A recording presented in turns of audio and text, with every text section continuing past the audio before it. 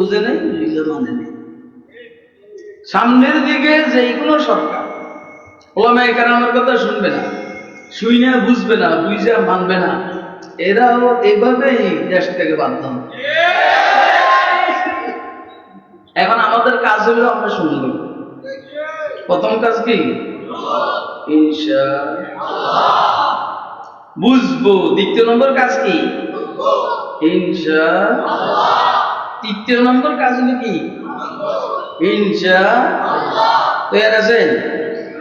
কে কে তৈরি আছেন? হাত তুলে দেখুন। এই বুঝুন না তা দিস আমার সামনে যে বসছে, এই বুঝুন বা হাত তুলেছে, এখন ঘুমাইছে। হ্যাঁ, জিজ্ঞেস করেন, ঠিক আছে না?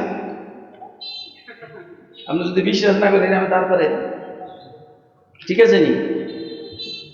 এই যখন দেখলো যে কি হইল, একটা মানুষ এভাবে তাকাইলে তার বামে বিষাদ দেখে, ডাইনি বিবেক বিষাদ দেখে। এ যখন দেখলো কি রে সবাই হাত তুলেছে, কিছু একটা করছে, এরপরে হাত তুলেছে, তাই না?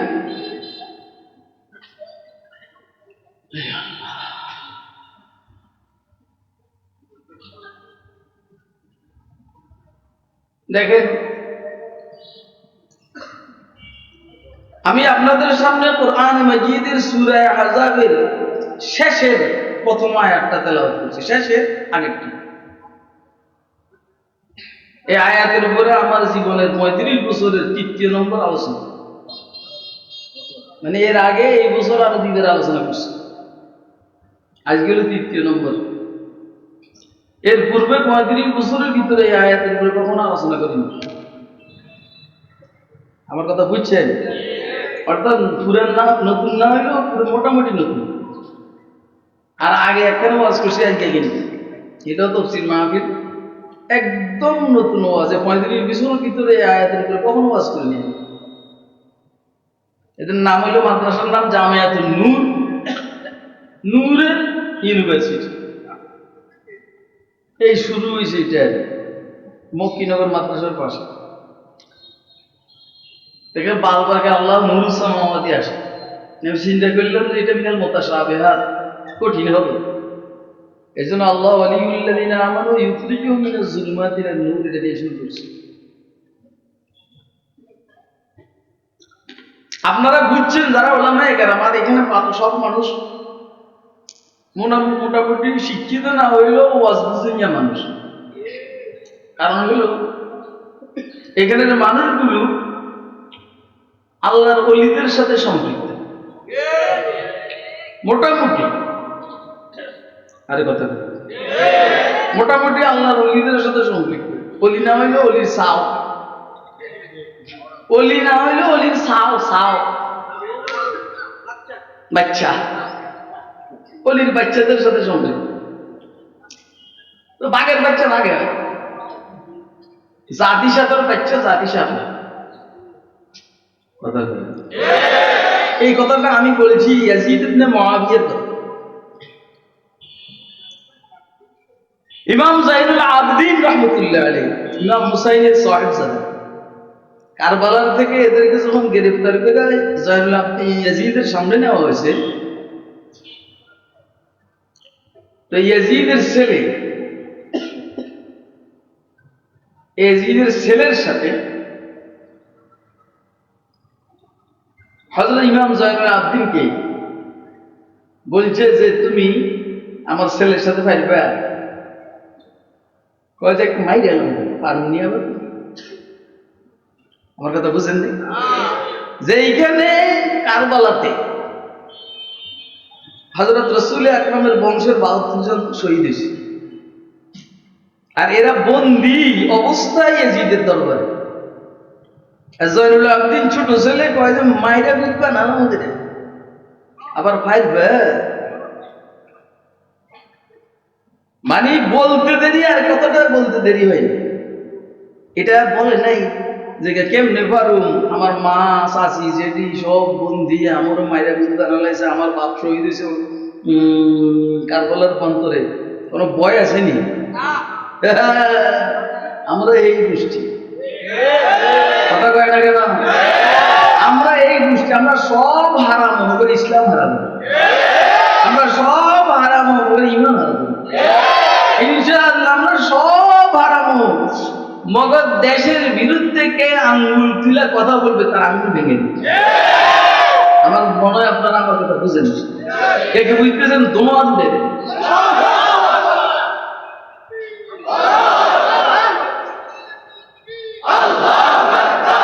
এটা জরুরি কথা বলি, কারো স্লোগান দিতে মনে চাইলে দাঁড়াইয়ে দিবে, কারণ স্লোগানটা হইল জেহাদের মুকাদ্দিমাতুল জাইশ, জেহাদের আগে স্লোগান দেয়। এখন জেহাদের আগে স্লোগান দিব, জেহাদ কি পয়সা হয় না দাঁড়াইয়া, কেউ হওয়া থাকলে শোয়া থাকলে জেহাদ তো রাগ বাঁধে হয় না, কারো যদি রাগ না উঠে জেহাদ দেব। আপনি ভালো আছে এটা কয়ে জেহাদ দেব, কি কইতে হইব? আনাল্লাযী সাম্মাতনি উম্মি হায়দারা, আনাল্লাযী সাম্মাতনি উম্মি হায়দারা কালাইসি গাবাতিন কারীহিল মানজারা। মাই গো, এটা হযরত আলী রাদিয়াল্লাহু তাআলা আনহু খায়বরের যুদ্ধে বলছেন, কামুস কিল্লা কামুসের যে সেনাপতি মুরাহাব, মুরাহাবের সাথে যুদ্ধ, একদিকে মুরাহাব একদিকে হযরত আলী রাদিয়াল্লাহু তাআলা খায়বরের যুদ্ধে হুজুরে পাঠাইছেন, যেখানে হযরত আলীর চোখে ব্যথা করতেছিল। তো যাই হোক, মুরাহাব মরেছিল, আমার মা আমার নাম রাখছে মুরাহাব হায়দার, আমার মা আমার নাম রাখছে কি হায়দার, মানে বাঘ। কালাইসি গাবাতিন কারীহিল মানজার, কইছে গাবাত জঙ্গলের বাঘের মতো বিকট চেহারা। দুর্ভাগ্যবশত এই রাত্রে মুরাহাবের স্বপ্ন দেখছে যে তারা বাঘে আক্রমণ করছে যুদ্ধের আগের দিন রাত্রে। তাই এখন এই বাঘে তো সামনে, মুরাহাব তখনই পেটের পিঠে পায়খানা দেখছে ভয়ে। তাহলে রাগ ব্যতীত যে হাত করা যায়, রাগ উঠলে মানুষ কি করে? শোয়াতে বসে আছে, বৈশাখ থেকে বসাতে দাঁড়িয়ে যায়, আর দাঁড়ানোর থেকে শত্রু সামনে হলে দৌড়ায়। তাইলে তাকবীর যেটা না, তাকবীর এটা জিহাদের মুকাদ্দামাতুল জাইশ। এই জন্য স্লোগান বৈশা হয় না, যে দিবে সে দাঁড়িয়ে দেবে, যে দিবে সে কি। আপনারা কি আমার এই কথার সাথে একমত? কে কে একমত হাত তুলে দেখেন দেন।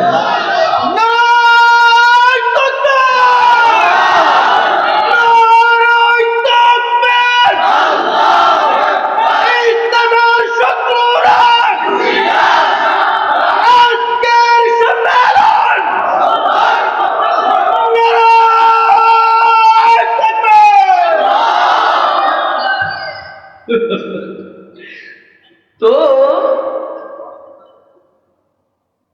ইমাম জাইনুল আবদিন যখন এই কথা বলছেন, তাহলে এজিদি বলছে সাপ কা বাচ্চা সাপ হতা, সাপের বাচ্চা সাপে হয়, বিষাক্ত সাপ বাচ্চাও বিষাক্ত। ওই জাতি সাপ বড়, তার বাচ্চা ছোট, বিষ কি কম নেই? ওর কথা কয় না কেন? বিষ কি কম? তোমরা মনে করছো শেখুল হাদিস আল্লামা আজিজুল হক চলে গেছেন, চরমনের মরহুম বিশ্বপ চলে গেছেন, শাইখুল ইসলাম আল্লামা আহমদ শফি চলে গেছেন। আমি বলবো সাপ কা বাচ্চা সাপ হতা হয়, শের কা বাচ্চা শের হতা হয়। ওরা চলে গেলে কি হবে? এদের বাচ্চারা জমিনে আছে, নাস্তিকরা চলে গেছে, নাস্তিকের বাচ্চারা আছে। এদেরকে সোজা করার জন্য আমরা যারা বাচ্চা আছি তারাই যাবে।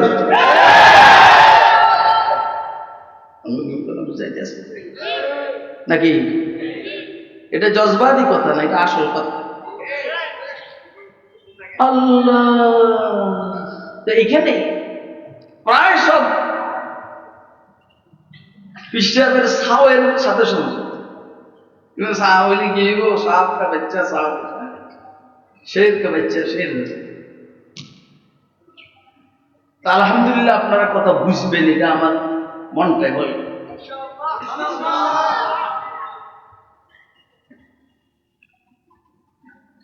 তো আমি আপনাদের সামনে কোরআন মাজিদের সূরা আযাবের সর্বশেষ আয়াতের শুরুর আয়াতটা মানে শেষের আগেরটা তেলাওয়াত করছে। এই আয়াত দিয়ে ওয়াজ কিন্তু কম হয়, কথা কই এই আয়াত দিয়ে ওয়াজ কিন্তু কি হয়, ঠিক আছে নি? আচ্ছা আপনারা কে কে আয়াতের ওয়াজ শুনছেন একটা আমাদের দেন হাতে দে, তুই আপনি দে, তুই বুঝলি কেউ আদুরের বেটা তুই কোনটা বুঝিস আমরা সেই বেটা। যদি কেউ এই আয়াতের উপর ওয়াজ শুনে থাকেন তাহলে বলেন যে শুনছি, এটা ওয়াজের ফাঁকে ফাঁকে কেউ তেলাওয়াত করছে, এটা হইতে পারে, কিন্তু আয়াতের উপরে তাফসীরি আলোচনা আপনারা শুনছেন বলে আমি মনে করিনি। তাইলে আপনাদের জন্য এই ওয়াজটা ইনটেক কি কথা কয় না, ইনটেক মাল ভালো না খারাপ? হ্যাঁ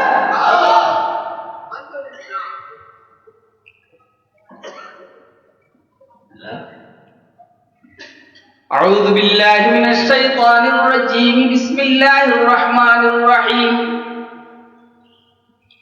إنا عرضنا الأمانة على السماوات والأرض والجبال فأبين أن يحملنها وأشفقن منها وحملها الإنسان إنه كان ظلوما جهولا। তর্জুমা সব একসাথে আল্লাহ যে দিকে নিয়ে যায়নি। প্রথম কথা হলো আমানত দামি জিনিস, বলেন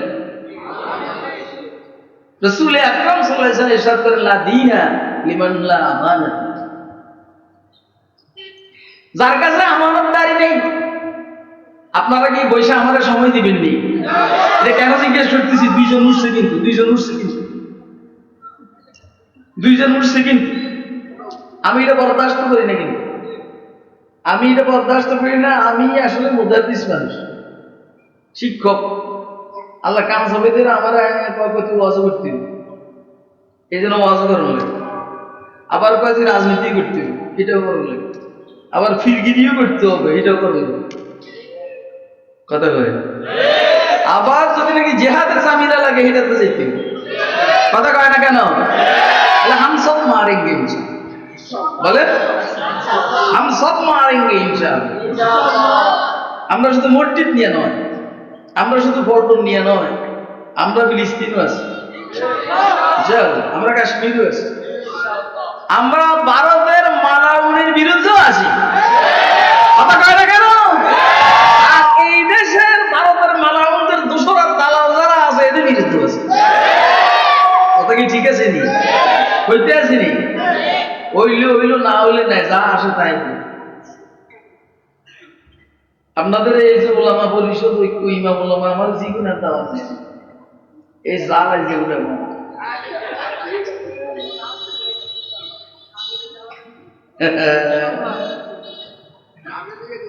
দিবেন না, এত অল্পতে বিজালেছেন।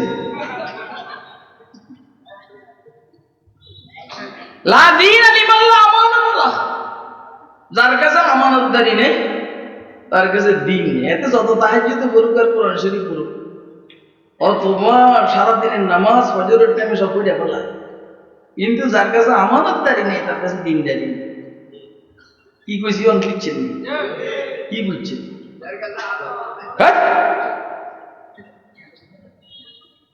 বলছে যে আমাদের নেত্রী কোরআন শরীফ পড়ে, তাহাজ্জুদ পড়ে এবং সারা দিনের সব নামাজ ফজরের টাইমে পড়ে, কথা কয় না কেন? তো যার কাছে আমানতদারি নেই তার কাছে দিন নেই, ইসলাম নাই। যাওক লা ঈমান লিমান লা আমানাত আলাহ, যার কাছে ঈমান আমানত নাই তার কাছে ঈমান নাই। তাহলে রাষ্ট্রীয় এই পদগুলা এদের কাছে আমানত ছিল, তারা আমানতের খেয়ানত করছে, তার মানে রাসূলের বক্তব্য অনুযায়ী ঈমান নাই, কথা কয় না কেন? হ্যাঁ, যদি আমরা এদেরকে বাঁচাইবার লেগে বলবো ঈমানে কামেল নাই,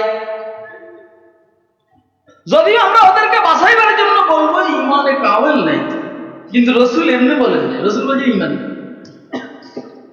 ওয়ালা দীন লিমান লা আদালা, যে ওয়াদা খেলাফ করে তার কাছে ইসলাম নাই। যে ওয়াদা খেলাফ করে ইসলাম নাই, যার কাছে আমানত নাই, ঈমান নাই। তাইলে এগুলা আমানতেরও খেয়ানত করছে, ওয়াদাও খেলাফ করছে, ঈমান নাই, ইসলাম নাই, কবরে যাইয়ালো লাতিয়া দুষ্টা চাও বাইরাই।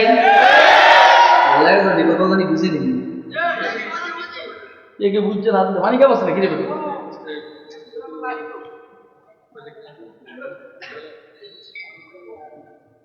তো পানি হলো তো জেলখানায় ভালো আছে।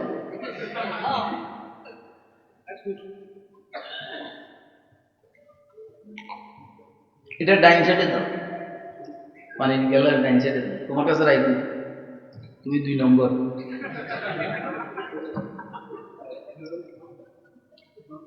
এই লাড়ি গুলো তারপরে একটু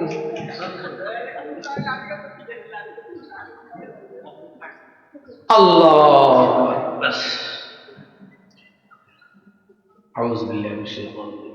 ইন্নাল্লাহা ইয়া'মুরুকুম আন তু'আদ্দুল আমানাতি ইলা আহলিহা,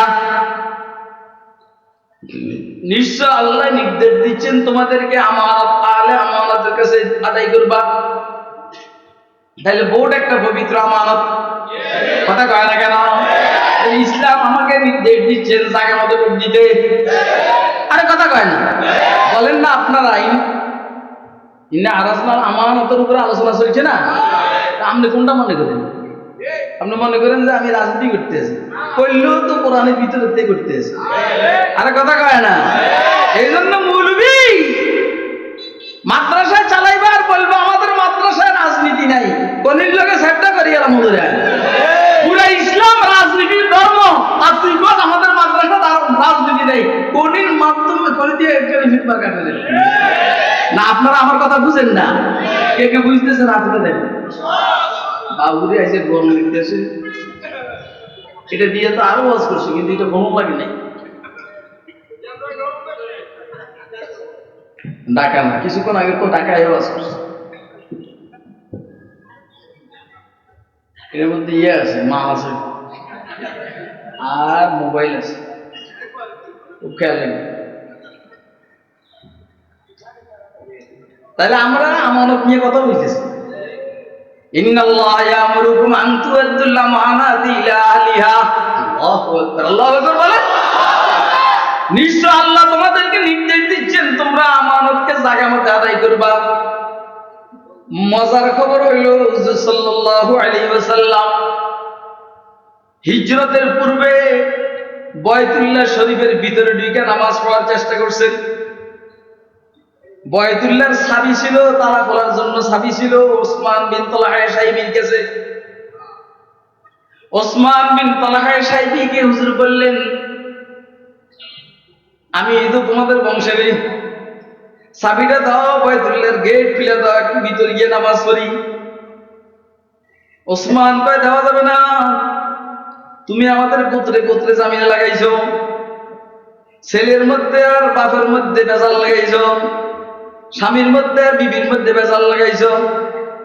দেখছেন বেজাল লাগাইছো হুজুর না, হেরা কি বেজাল লাগাইছো? হুজুর যা বলছেন এটা মানলে তুই, তোরা তো মানুষেরটা কস, হুজুর কাঠটা গেছে কাঠটা দেখেন। আমরা আল্লাহটা কই আর আমাদেরকে বলে জঙ্গি, কথা কয় না কেন? আমরা আল্লাহটা বলি, আমাদেরকে বলে জঙ্গি, আর তোরা ভারতের কর্মসূচি বাস্তবায়নের জন্য ষড়যন্ত্র করস, তোরা বলে জঙ্গি না। এই কথাটা বুঝেন। আর আমরা জঙ্গি না হেরে জঙ্গি, এই কথার সাথে আপনারা একমত? কে কে একমত? আপনাদের গনবেন কয়বার আপনাদের? এই যে হাত পাকায় তো ওই হেনা আনতে আনতে বছর হয়েছে।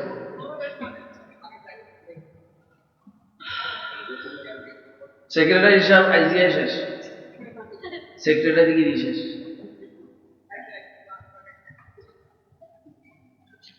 দেখছেন নি আপনি? হ্যাঁ, তো ওসমান বিন তালহা সাহেবী বলেছে যে না, তোমার চাবি দেওয়া যাবে না, আস্তে আস্তে আস্তে আস্তে চাবি দেওয়া যাবে না। তখন হুজুর সাল্লাল্লাহু আলাইহি ওয়াসাল্লাম বলছেন, ওসমান আজকে তো আমি নিচে দাঁড়াইয়ে তোমার কাছে চাবি চাইতেছি, ওই দিন কেমন লাগবে যেই দিন আমি উপরে দাঁড়াবো তুমি নিচে দাঁড়াইবে?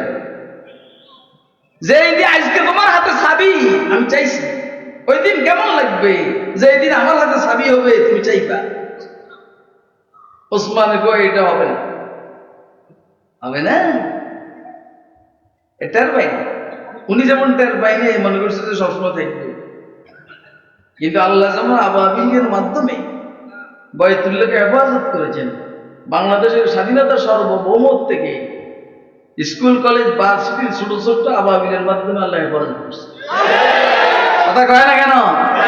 টের পায় না। নাইলে এই সূরাটা এখন থাকার দরকারটা ছিল কি কোরআন শরীফ? আলাম তারা কাইফা ফাআলা রাব্বুকা বিআসহাবিল ফিল, কত আগের কথা, এই সূরা তো দরকার নাই। এটা বুঝাইছে না এই কথা? আলাম তারা কাইফা ফাআলা রাব্বুকা বিআসহাবি হাসিনা। কথা কয় না কেন? আপনারা আমার কথা বুঝেন না তো, বুঝেন না, গোয়েন্দারা বুঝে নেই। এই জন্য 24 বছর আমাকে পরীক্ষা নিরীক্ষা করে আমার বিরুদ্ধে কোনো মামলা দিতে পারেন, কারণ আমার কথা এরা বুঝেন। কেমনি বুঝবো? আমার তো আমি বুঝি।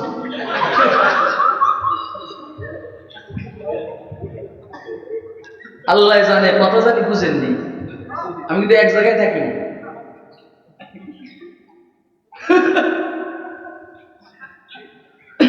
আজকে হুজুর সাল্লাল্লাহু আলাইহি ওয়াসাল্লাম 10,000 সেনাবাহিনী নিয়ে মক্কা শরীফ বিজয়ের উদ্দেশ্যে আসছেন। মক্কা বিজয় হয়ে গেছে। হযরত আলী রাদিয়াল্লাহু তাআলা বলছেন, ও সাবিটা নিয়ে আসো ওরে সহ। ওসমান বিন তালহা সাহিবীকে সহ বাইতুল্লাহর চাবি নিয়ে আসে। চাবি হুজুরের হাতে।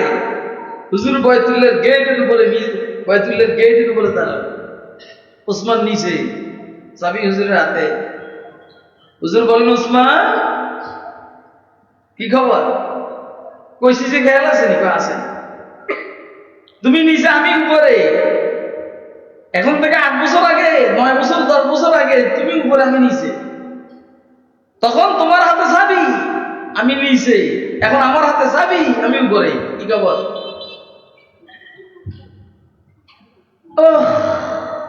রাষ্ট্রীয় অতিথি ভবন এখন আর তোমার কাছে নাই,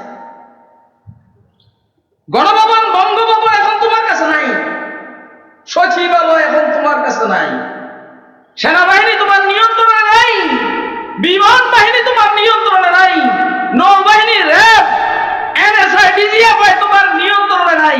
আল্লাহ পাক দয়া করে এটা জনগণের নিয়ন্ত্রণে দিয়ে দিয়েছে। কথা কয় না কেন? কথা কি আপনারা বুঝতেছেন? বুঝিয়েন। হয়তো বুঝেন না, ডুবেন, ওই জায়গায় ডুবেন যেখানে পানি নেই। আমার শাইখ মুর্শিদ হুজাইর হযরত রাহমাতুল্লাহ আলাইহির শব্দটা আপনাদেরকে আবার শুনেই।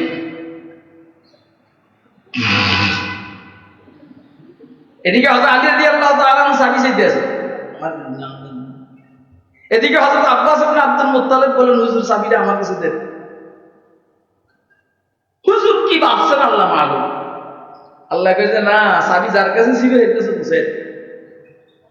অর্থাৎ ওসমান বিন তালহা সাহিবের কাছে চাবি দিয়ে।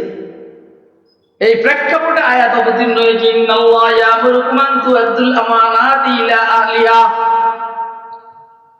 যার আমানত তার কাছে দিয়ে দেন, চাবি ওসমানের কাছে দিয়ে দেন। কথা কি আপনারা বুঝতেছেন? তাহলে হুজুর বলছেন কিয়ামত পর্যন্ত এই চাবি ওসমানের গোষ্ঠীর কাছে থাকবে। এখনো সেই সাহিবী গোষ্ঠীর কাছে চাবি।